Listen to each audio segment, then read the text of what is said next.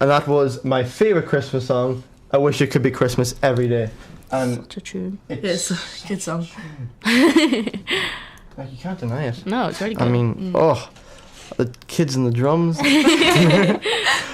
So essentially, we cover the news every week. 2 weeks ago, it was all about Star Wars. Ooh. I mean, I still want to talk about Star Wars, but we have to move on. Last week was all about Terminator and Suicide Squad.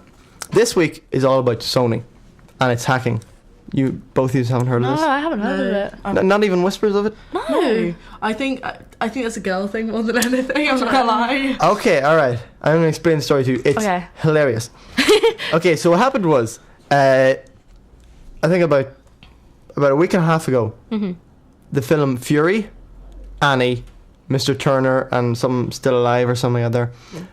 They were all released illegally, leaked on the internet. Oh, okay. 3 weeks before any of them were released in other countries and all that sort of stuff. And Sony, like, their computer systems are down and they're trying to find out who did it. And the guy who has done it goes by the name of the Guardian of the Peace. Guardian of the Peace. And Sony began a federal investigation into. They believed it was North Korea. Okay. Who were responsible for this leak. So what they did was, so they investigated, and more stuff started leaking, and then North Korea denied it by saying that it was righteous deed, because did you hear about the film The Interview? Well, it's a film about James Franco and Seth Rogen. They play like presenters on like a guest show. Heard of it. Yes. And they go to North Korea to kill the North Korean leader. Yes. And the North Koreans would be like, "You release this film, we will declare war." And the Guardian of the Peace is like, "If you release this film, I will drop a Christmas present on the internet, because this person has access to all of Sony's files." Cool. I mean, it's not cool. It's damaging this industry. It's That's pretty terrifying that one person can do that. No, but the guy is releasing all like future film projects that people are working on. Yeah. Oh, okay. But on top of that, he's also releasing like passports and social security numbers and addresses and all of that. So, jeez, so people are getting a kick out of all this like news release, but social security is in trouble. Yeah. No, that's pretty terrifying. But yeah, we're gonna get out from the terrifying stuff and just talk. I'm gonna run through all the things that all like the film stuff, all the things that have made people go mental. One of the things was released last night, was the most exciting. It was about Quentin Tarantino. Okay. Right. He's doing a film called The Hateful Eight. Yeah. And he has declared it to be his last film. No. It's not his last. I can't be, like, seriously. He has said that before. He has. Like, this is my last film. And he declares Hateful Eight his last film. But there was an email between him and a producer, and she was saying, "I really like that Django Zorro idea." Turns out Quentin Tarantino is thinking about doing another Django film, but crossing over with Zorro. I'm not sure how I feel about that. But knowing Quentin Tarantino, it's probably going to be amazing. It's be amazing, yeah. Like, that man is a genius. He is. He's brilliant. Yeah.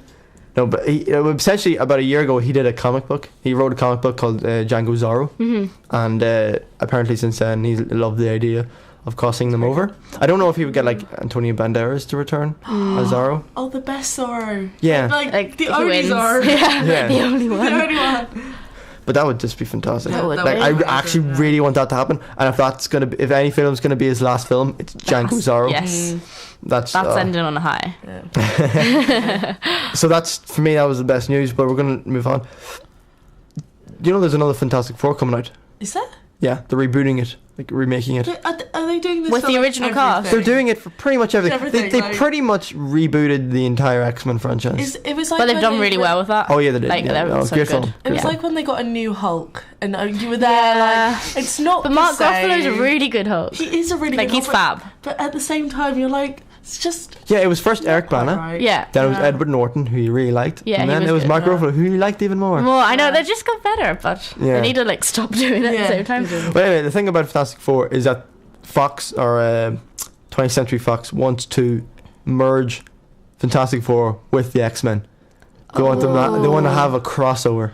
Is that just because they've done like the I don't know. I feel like everyone is trying too hard with superheroes because obviously you've got the Avengers and you can't top the Avengers. But, but like then everyone's just kind of going, oh, you know what? We'll make more money. We'll stick more people together. And it's just. See, Fantastic Four. It's a good film. And X-Men's like brilliant. Yeah. The Fantastic Four, they'd be crossing them over with the new one that's coming out, which I hope will be good. If they do it better be good. Like that's the only thing. But there is that sort of idea that they're releasing far too much superhero themed films in the space of 6 years. Yeah, because I've got like Ant-Man and Black Panther and did you like see all like the DC slates and the Marvel slates? Yeah. They're like huge. And there's like other superhero films outside of DC and Marvel coming out and all that sort of stuff. And I feel like if you're given too much, then there's too much. Then there's too much to choose, and you're not going to go with every single one. Yeah. So I feel like it's digging an early grave. Yeah. I mean, like I don't want it to stop, but at the same time, you can see it. That's what's going to happen. Yeah. They're trying. Also, another thing. This is kind of a debate. The new Captain America 3 is called Civil War. Okay. And it's based on a storyline by Marvel that featured Spider-Man. But Spider-Man belongs to Sony. Yeah. And Captain America and the Avengers, they all belong to Disney and Marvel. Yeah. And they're in negotiations. They're trying to get Spider-Man, just for one or two films, over into this Marvel universe. And Marvel are saying, if we get Spider-Man, it's not going to be Andrew Garfield. Oh, no. He's like the best. They're saying, we would create an entirely new timeline for him that fits into the Marvel universe instead of just saying here we go. Amazing Spider-Man 1 and Amazing Spider-Man 2. They happened outside of it. I mean that makes sense in some ways, but at the same time just yeah, but that's like you know, for the Avengers, the way they're bringing in the twins, and they were in the last X-Men film, and then you've got completely different actors playing them, like is it Quicksilver? Yeah, and stuff like that. Like they could just keep doing that. They have the same characters, but too many people playing them. Yeah, it's just, I mean, but the idea of a third person playing Spider-Man within the space of like 10 years. Yeah. I mean, like in terms of Hulk, that's completely different because the two Hulk films, they got very mixed results. Yeah. And Mark Ruffalo's great, but it's just Andrew Garfield's so good at Spider-Man. Like but in fairness, the Amazing Spider-Man 2 was rubbish. Yeah. It was rubbish. Yeah. But I would like to see Andrew Garfield in the Avengers because he's like he'd fit in really well. Yeah. He's just very charismatic. He's got the same repertoire with the rest of them. Yeah. Repertoire. Good word. Yeah. Good word. Big words. Tuesday morning. And a lot of the leaks were all about crossovers. And here's another one. They were thinking of merging. I don't know if it's still the case, but they were trying to merge Men in Black with 22 Jump Street. No. Essentially, it wouldn't feature Will Smith or Tommy Lee Jones. It would star Jonah Hill and Channing Tatum. Okay. And they would enter it was basically them two characters from 22 Jump Street entering the Men in Black world. No, I love Will Smith. I can't. No, I didn't like 22 Jump Street. I'm not gonna lie. It wasn't.